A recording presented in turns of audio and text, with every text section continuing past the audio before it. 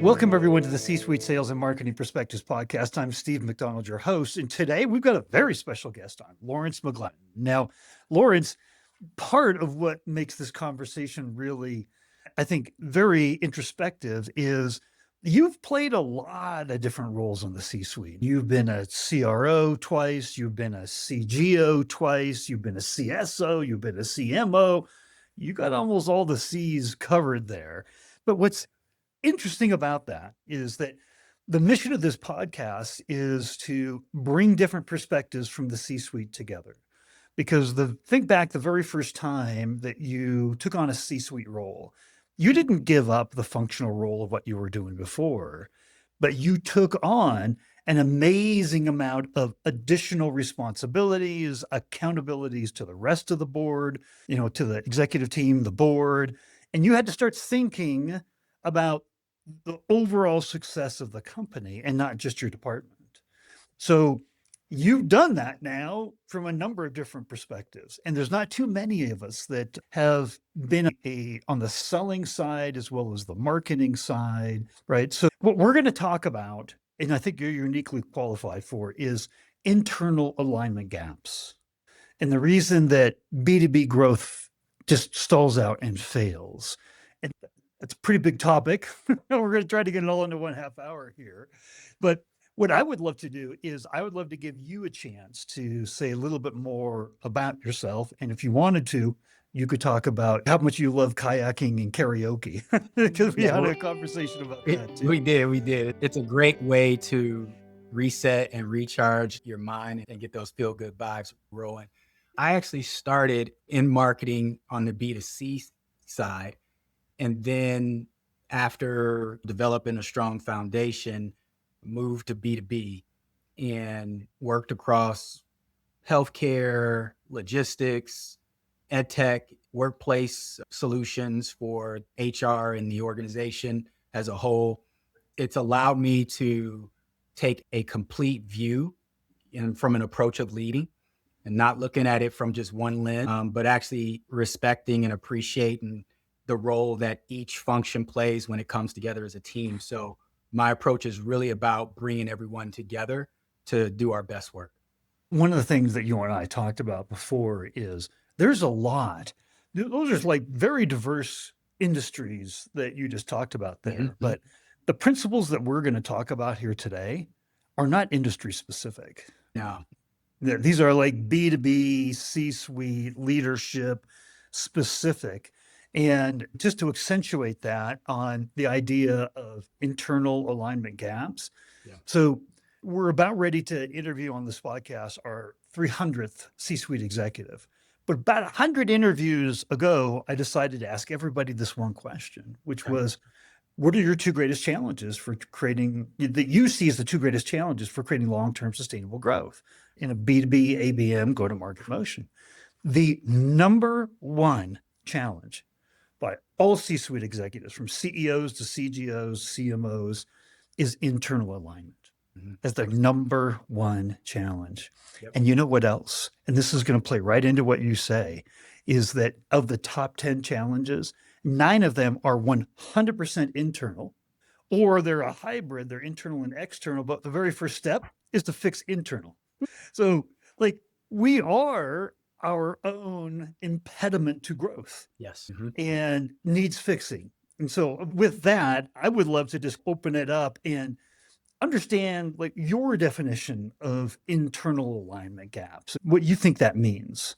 Yeah. So intent is at the root of everything. And when you operate as functions, right there, you've created friction, right? Because as a function, my intent is focused and it's anchored to the core performance that I do. So if I'm in marketing, my intent is about eyes and visibility and that sort of thing. If I'm in customer success, my intent is about delivery and satisfaction. So for each function, the intent is different if you keep it within that functional level. The opportunity for alignment is about shared purpose. How do we rise up and say, hey, we're all working to achieve profitable growth? That's the goal. That cuts across industries. So with the goal being that shared goal of profitable growth, how do we come together and advance the business as opposed to working in silos? That's the opportunity. That sounds pretty basic, right? It But it's hard, is. right? Why is the number one challenge, right? But this is leadership 101, Mhm. bringing the team together, Yep. having a common goal, incentivizing it, having everybody feel like they understand, they're a part of it. I mean, like this Mhm. is, it seems so basic. It's like, why are we talking about this? But it is not prevalent. Why is it so hard to get internal alignment? You think about what we're trying to do, right? We're trying to grow the business by creating this increasing scope of engagements with customers who they have pain and they don't have the ability to solve it. So they need us. Our business solves, removes that pain. What makes it challenging is when we lose our focus on that core principle of pain, no champion, no champion, no check writer, small and inconsistent deals. And if you've worked across different industries, you've seen enough of that losing your way on that slippery ladder. And it happens across, for me, it's happened across industries. The opportunity to drive growth is when you can get the organization to acknowledge where there's gaps and slippage that's causing us to lose our way. One of the things that's interesting in a lot of industries and having the ability to work across, I bring a unique perspective, but a lot of people believe that you have to work in their industry to drive growth in their industry. My perspective is a little different. I think you avoid losing your way when you build teams that are this mix of experience across industries and across skills so that there's healthy tension with this team that's coming together. We're not just accepting the tried and true. We're pushing for a level of precision with how we go to market. And that allows us to execute with what I call rigor. So I want to ask more about the rigor in just a second, Yeah. but who's in charge of internal alignment? Who's ultimately, if this is so important, who's accountable? It can't be everyone, right? There has to be somebody that the buck stops here. Where does the buck stop? So there's two answers to this. The CEO, ultimately, and then every other leader, frontline, mid-level, senior. What I mean is you're bringing working adults together and you've got strong perspectives. Leadership is not, in my perspective, tied to a title. Leadership is about the ability to drive how we work with and through each other to get work done in the most rigorous way possible. That could be the president, that could be the intern. It doesn't matter. It really is about best of breed thinking, right? So if the CEO sets a standard and all leaders at all levels understand and align to that standard, then the ability for the organization to execute where we're all more aligned with each other and we're working as an integrated unit as opposed to separate functions that are siloed, that becomes the difference between a faster pace versus a slower pace where you're struggling to keep up with the way in which the industries are moving forward and the way in which competition is taking things out there. You've mentioned rigor a couple of times here. Yep. Why? What is it about this intentional rigor that drives alignment, drives success that we haven't touched on yet? Yeah. So from my perspective, rigor is like it's the ultimate enabler of revenue velocity. If it slows down, receivables and cash gets tight. But if you can keep it speeding up, then there's more freedom to do more things. Okay. I like to think of it from the very, very start at the top of the funnel down to where the ink is dry on the contract and now you have to deliver. And that delivery determines whether or not you can expand the scope of that relationship. The ability to take that baton all the way through and grow it over time, it comes down to rigor because the details, it's just, again, you talked about the fundamentals, but the details matter. If you lack rigor, there are going to be drop balls. Drop balls erode trust. And then that lack of trust stalls the scope of the relationship. Now you have to go out and get new business, new logo to make up for that gap where you're not hitting the details. And, we all know the numbers around the cost and the time it takes to get new business versus growing through existing relationships. There's the rub. That's the friction. When you manage with maniacal rigor, the details are more intentional and time bound. And that builds trust up. It builds trust internally in terms of trust that we can count on each other to execute. And it builds trust with the customer you're serving, because they know that those details are going to be taken care of. They know that they can trust and rely on you and the role you play in their operation. So then you have the opportunity to expand the scope of the relationship. If you think about it in that context, rigor becomes your unlock for that next stage of growth, where you start to operate with what I call integrated intentionality. So, two things I want to ask about there, because you Okay. introduced something that can be thought of as a word like value. Like we hear it so much that it's lost its value. You said something there about trust. Trust in the world of B2B, it's all about relationships, internally and externally. Take away our ability to create trusted relationships. Like even our brands we learned back in school are trust marks. Trust is huge. Yet, listen to this. We are at an all-time low on trust. The most recent Edlin Trust Barometer, 32,000 respondents worldwide. 68% of them think that you and I as business leaders are being intentionally misleading. Yep. Intentionally. So no matter what your level of morals and values are, you and I are put into the world. We're grouped together with people who are trying to sell, and we're going to put the best possible spin on it that we can, which is why buyers are waiting longer and longer to want to talk to us, because they don't trust us at historic levels. So how do we build trust Yeah. into our go-to-market, internal and external?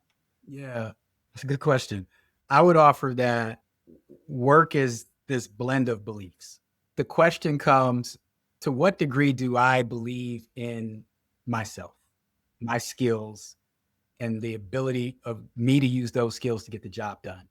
To what degree do I believe in the skills of my colleagues, the product that we're advancing, our go-to-market strategy, our reputation that's out there? If we think about that, that's the opportunity for a lot of doubt to sit within the operations that are driving our go-to-market. If doubt is left unaddressed, you're going to have a lower level of morale, and you just can't get top effort and best executions out of people when their morale is shaky because they have doubt that is not addressed. As I said at the beginning, working with and through each other is a very key driver of growth that I've used to achieve success, but it's not a given. You have to be intentional about investing in the time that it takes to understand and nurture morale so that trust is earned. And then trust starts to drive our operations because we're more confident, not only in ourselves, but the people that we have to work with and through to get things done. We have to trust our team members. There's not one of us that can lift the whole load ourselves. No. So we have to trust on the skills, the capabilities, the rigor, the intentionality of our team members. How that really resonates is VCs, PE companies, they invest in the team first, the idea second. What you're talking about here is building a high performance team. I've talked to CEOs and CROs that are culture first, culture first, culture first. They're very proud because the turnover on their team, when you get those high performers, just like replacing an account is so much work, so much effort. Replacing a high performer on a team like you're describing is not easy to do. This is as much an offensive as it is a defensive. The morale, the culture that you're talking about here, it's not a nice to have. It's not a culture of morale. It's not values on a plaque on a wall somewhere. No. Right? What happens? Give us the opposite. What happens? And I know you've been in an environment where you're like, okay, the culture here sucks. We've all been there, right? Yep. What happens when we don't have what you're talking about? Yeah. So morale is by and far the leading indicator that rigor is off. But morale as a symptom, I think it's often missed because it feels soft. But the signals that are attached to that low morale, they're very tangible. You think about the revenue funnel, you'll know it when you talk to the team and there's this generic surface level understanding of the customer's world. The stages of the deal and how leads progress through the funnel, it's loosely defined. And because it's loosely defined, the handoffs don't have clear intentionality. The sales cycles tend to be inconsistent and broad, and within and across lines of business. There's no clear rhyme or reason. And so what you start to see is inconsistent deals and this over reliance on smaller and smaller deals because we're being less and less intentional with understanding what that potential customer is trying to achieve that they can't on their own. I've seen it get to the point where we're simply just throwing price in front and trying to out club the next person on how low we can go. So when that rigor is lacking, when morale is low, you can see it. It's this absence of a willingness to do the work that's required to achieve true breakout growth. So here's an observation of our whole entire conversation. When I introduced earlier that internal alignment is the number one issue, most C-suite executives go to alignment around our ICP, our geographies, the core challenges that we're addressing for our clients, our product roadmap, our messaging, positioning, like tangible things about our go-to-market strategy. You haven't not talked about them because I know those are important, but you've emphasized, to your words, the softer side of alignment. By doing that, you've kind of established a priority. If you don't have morale, maybe does it not matter? If you all agreed on the definition of the ICP, you prioritize that for us if you could. Here's the difference. I can have a team that's done all of the things with defining your go-to-market strategy, as you mentioned.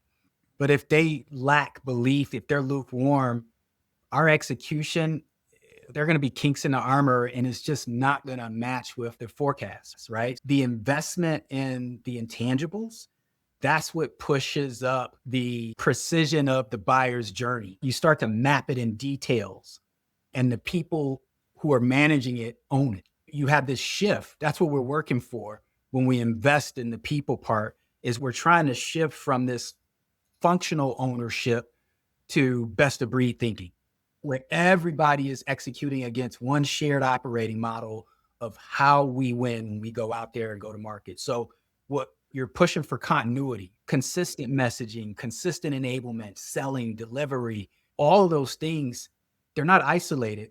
To operate as one team, you have to move to this notion of best of breed thinking. And here's how you know the shift. Typically, you hear it all the time. Who owns this?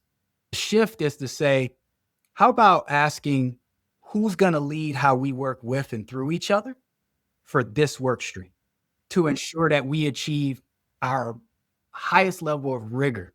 That's a different approach. And the more you start to see the outcomes from best of breed thinking and not title driven or functional driven thinking, you start to see trust become an intangible lever where you start moving away from this approval process of this has to escalate X amount of times. No, it's too slow. When you think about digital transformation, now you got AI layer on top of that, the pace of operations to win is moving at a much faster rate. So the way we used to do it with escalations and approvals based on hierarchy and structure, it doesn't align with the pace at which transformation and AI is driving. What I have to do is create not only the definition of how we go to market, but the process to empower frontline, mid-level, and senior level folks to be clear on what they intend to do and execute and have metrics that allow us to say, how did your intent shake out? If I see an opportunity as a leader, intent that I'm not sure is going to hit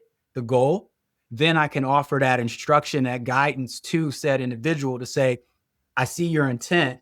Something to consider and think about is X, Y, and Z. That allows us to stay moving forward without scheduling 15 meetings to get aligned. It just doesn't work in this day and age. So it might be the most important question. If we dial back from rigor and intentionality and best practice thinking and supporting teams down to morale and how to create it. I know you've got ideas or recommendations that it's important, but here's some underpinnings. Like you want to focus on morale and create a culture that attracts people and retains people and brings out their best thinking. How do we do that? How do we do it? There's no silver bullet. An approach I've used to drive it is this approach of attacking ourselves. Structured discussions where we're trying to surface the unfavorable parts of the business before the unfavorable parts of the business surface for us and catch us off guard. The key, though, is when you have attack ourselves discussions, everyone has to be bought in to checking their ego at the door. The goal we're pushing for is to remove our worst before the competition can use our worst to outwork us where it matters. Tough questions to start that structured discussion, like how many leads have we paid for but never talked to? When does churn happen where we have no win back? Who keeps outworking us when we lose RFPs? You're eliminating this. Everyone knows it, but we as a collective unit haven't acknowledged it. When we look at our priorities and what we're advancing to drive growth, every time we take 2 steps forward, the ball and chain is pulling us back because we haven't addressed the real symptoms that are limiting the business from moving at that faster rate. That acknowledgement, it's like liquid gold because all of the people typically in organizations, we don't acknowledge those realities. And then that frustration sits in. When you create intentional processes to acknowledge the not so favorable, and you acknowledge the risk and the outcomes that could happen if you just let that pink elephant sit in the corner, now people say, oh, we're serious, we're intentional, we're being true, and our leaders are sitting in our reality alongside us.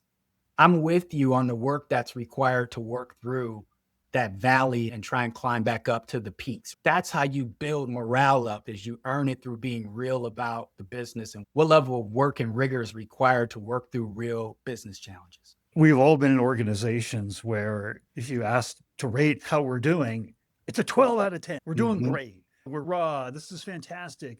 But if you don't ever look at what's not working, what we used to call back in the day postmortems was what went wrong? Like, why didn't this work? We have to know that. We have to own that. Oh, I love this conversation. I've got one last question for you.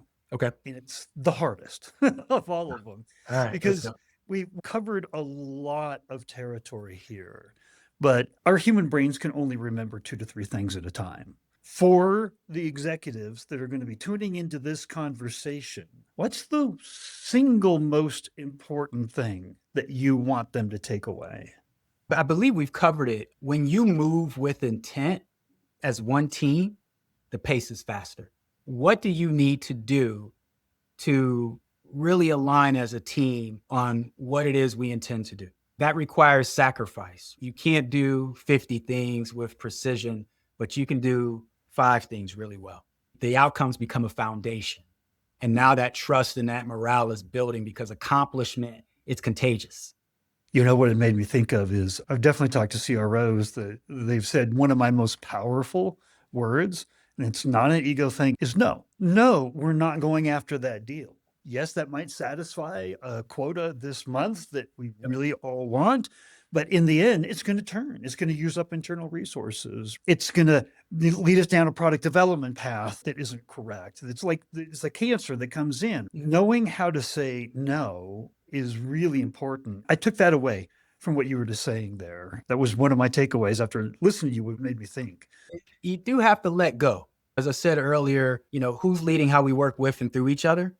That's a form of letting go while empowering the organization as a whole to say, I trust you to carry this across. I'm here to support in the most meaningful way. I have to tell you, I wish we had another couple of hours because this is just fascinating. But I want to say thank you for coming on because the whole mission here is to share different perspectives. And I think your perspective is so important and doesn't get talked about enough. These things that can be softer. I think there's an entire community of HR professionals that are like, go, Lawrence. Right? But the rest of us don't always get it. I just wanted to thank you for shining a spotlight on this conversation today. Appreciate it. Thanks. It's been a great discussion. Appreciate you allowing me to share with the community. I'd love to come back again at some time in the future.